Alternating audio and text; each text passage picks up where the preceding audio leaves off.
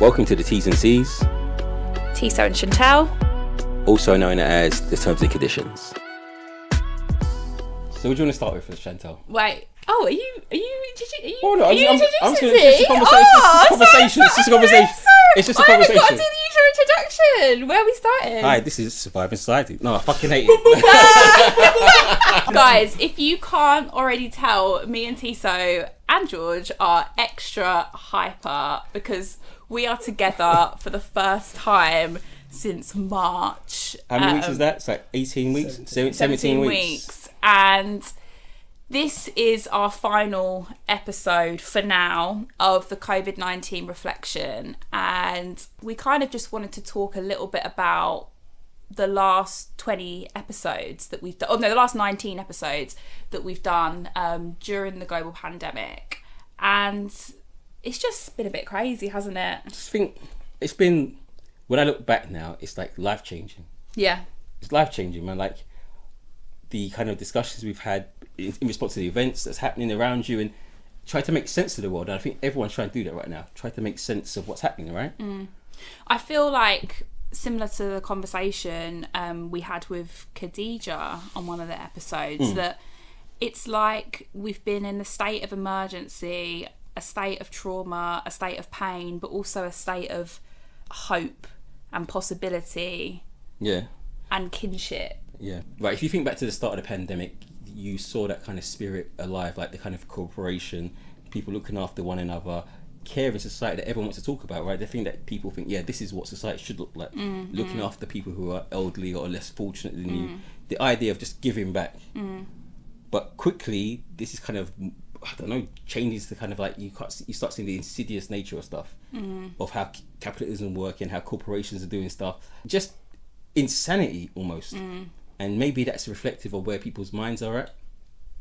Just like, I think, because you've been in lockdown, right? So people's minds are...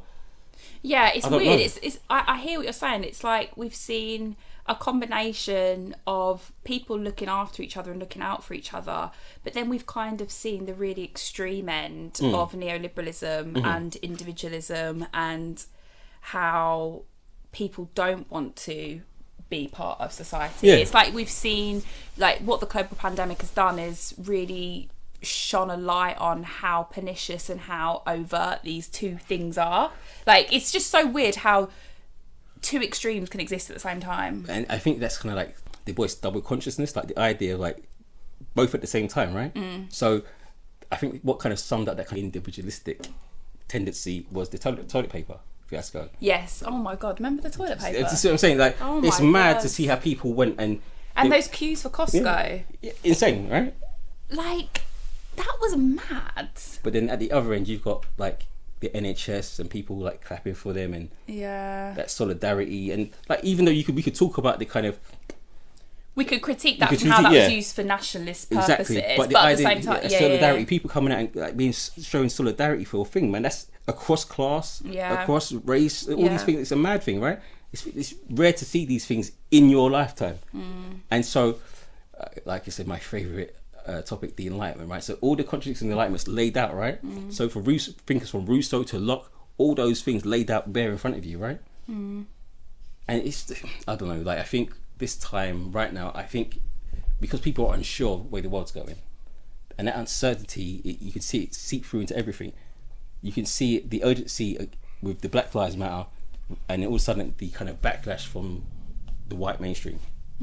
The urgency, the fear that something's going to change and people are going to lose out. Do you think that, I mean, you've gone to Black Lives Matter there, T, which I think is an important consideration for these past 17 weeks. But obviously we saw the beginning, let's just take it back to the beginning of the lockdown. Each day it was like we were receiving a new piece of information about how unevenly felt COVID-19 was, particularly for ethnic minorities. And then seeing how austerity and the cuts to the NHS were laying bare how much we weren't ready for COVID-19. So all those really extreme things that were happening daily, we were hearing about it daily. And then we get the Black Lives Matter movement re-engaged after the death of George Floyd. And what I'm trying to think about, and I know a lot of people are thinking about this, is the link between those two things. And perhaps that is why the movement has been so galvanised this time. Yeah. I don't know, like, it feels a bit crude to think that the only reason why white people are now thinking about Black lives is because they've realised how close Black lives are to them with regards to a virus. Yeah. Do you know what I mean? Yeah. Like, is that what it is? Like, I guess one analysis you could say that, like, the idea of this existential threats come from everyone, right? And it's revealed the weakness, and you start seeing the humanity in people. So, like, you could argue that, but like I said, any kind of movement is not just, there's many themes and many things that contribute to this moment, right? But what, like I said, one of the questions that Black people always ask, and I ask myself, is like, why now, right? But I've kind of got over that, because like in the history of ideas just occur, right? And it's this idea's time right now, and you can't. I think that's the only way you could understand it. So why would an idea? It just happen to be right now, and so you could try to explain it away, work in reverse, saying like this happened, so this happened, but you don't know. What's been a conversation that we've had during the reflection minisodes that stuck with you the most during this period? Do you know what I think? One that's struck, well, it's mainly from the kind of podcast, right? So when we spoke to Alana and Imogen, and they're doing like back to back, those conversations back to back, they all kind of linked, and it wasn't really planned that way, but intellectually, when I was thinking about it, I was thinking, right, this all makes sense, man. It all makes sense, and it kind of made me feel even more kind of isolated, that how this country's kind of psychologically moved and legally, socially maneuvered to make me feel even more of an outsider. And then when I think of it as a, like, in pure human terms, my parents never come here to hurt no one. My parents come here, my grandparents came here to help, to work, to make a better life, right? And given all that thing that's happened and all the shit that's been happened to them in their own country, and they came here, and still I'm not accepted. Still, all these years later, I'm still not accepted. So then, given all the work we've been doing on the podcast, it made me read more, and I'm thinking to myself, I was never in the social contract, man. I was never included, and we've been speaking about this in our phone calls, but like the idea that when I was included, when I was property, when I could be contained, when I could be named and labelled, and I served some kind of utility, I was named. But as soon as I asked for just and this is what makes me kind of angry, all I asked for was, bro, just chill your shit and stop taking the piss. That's all I asked for. But you cannot do that, man. And that's quite scary. When you put it down to like street terms, stop taking the piss out of me. Man's like, I'm not, but yeah, I am. I can't, that's what jars me, man. And all the people that come on and they say stuff, and if I was a younger man, I'd be radicalised, man. Because you start thinking like how do you stop this fuckery, man? And that's one of the big things I've had. There's loads. Yeah. But it's that kind of... I really liked what you said about trying to move beyond the why now moment, and actually like we're thinking now, where do we go from here? So those reflections that you were having about the different episodes we've recorded during this period, I think that as much as they've been traumatic and quite painful to go through with regards to listening and reading the scholarship of some people that talk about race and class and white supremacy, like think about how important those conversations have been, how traumatic they've been, but also how affirming they've been in this moment. And I also think about how lucky I am and how privileged I am to be able to talk to these people, but also to have people like you and George around me to make sense of what's happening. I think it's so important to have people who are positive, right? And see things beyond where we are right now. And I think this is one of the things where I'm trying to, how do we go beyond this, right? My thinking and my feeling is we have to go beyond the current thinking, beyond the Enlightenment, beyond the destruction of neoliberalism, beyond to a place where no one knows where it's going. So I'm not looking to be a communist or a fascist or any of those kind of isms. This is something new, right? But it's to be around like-minded people and be able to kind of bounce these ideas off of someone, and like... As much as like we spoke on the podcast about our ability and our capacity to change people's mind and to bring as many people with us as possible, like I know it is important to quote unquote change people's mind, but at the same time, during this period, I've kind of realised that you do need to keep the people around you that understand things in a critical way. Yeah.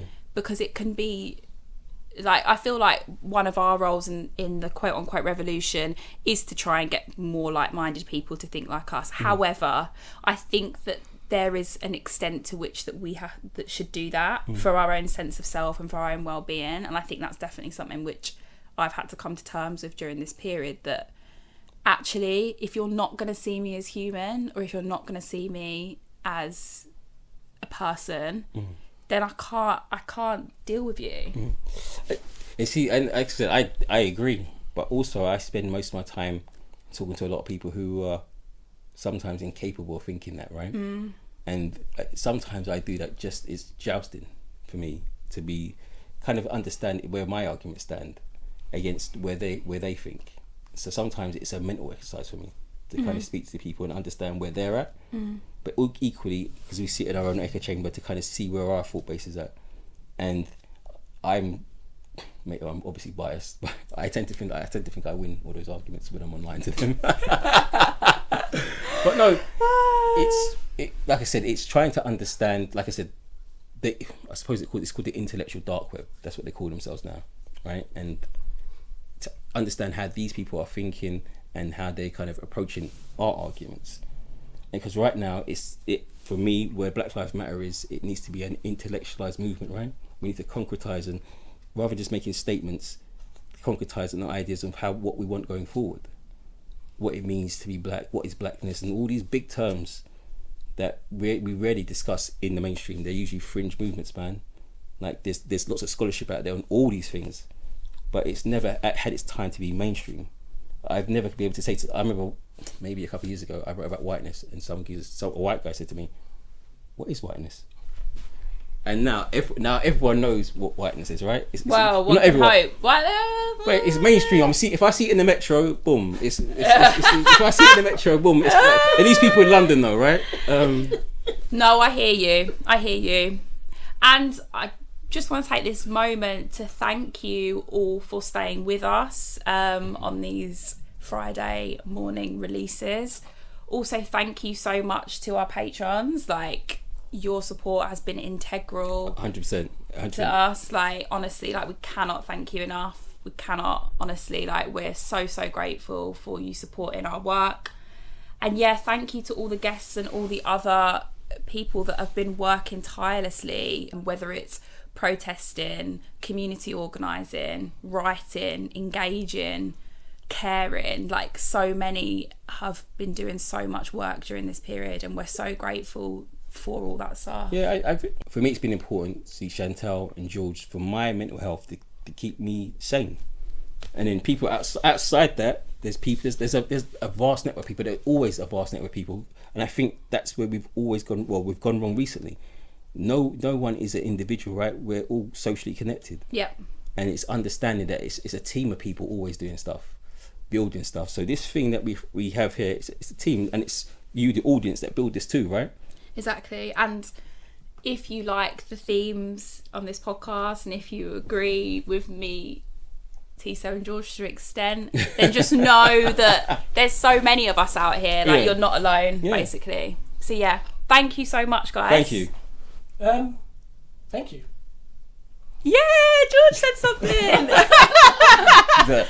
It's very rare for me to talk on the on the podcast, because I'm just an editor, producer, stroke director, creative individual. Anyway, I suggested we did a reflection weekly to explore what was going to happen during the pandemic, and I want to say you two excelled.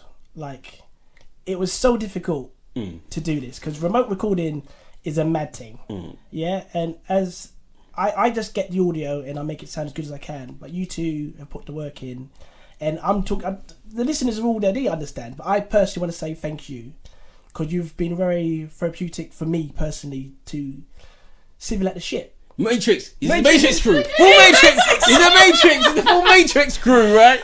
Mate, I've been in a rage for 17 weeks, but you've helped me process that. So I think I want to say we're going to be back in September, but I don't know Chantelle's what to do. Oh, let's see. Chantelle's the brains, man. Let's see. Logistical genius. We might be back. We might be back for some more mini-sodes. Let's see. No, I don't think it's gonna happen. So I want to say from the bottom of my heart, thank you for A, allowing me to be involved in this, and B, for opening my mind. Like, G-Man, listen, you're on the arc. He's on the arc, man. Don't tell him about the arc, bro. Don't tell the listeners about the arc. G-Man, we love you. And listeners, just know that it's a 3-piece. Even though you listen to me and Tissot rant, George is integral. Nice. George is in. It's a team, man. George is integral to this stuff. It's a team. You guys, get the fuck out of here. We foam like Voltron. It's a Transformer thing, innit? Nerd. Fucking nerd. He is a nerd. Alright, so it's goodbye from me. And it's goodbye from me. Laters. See you on Tuesday.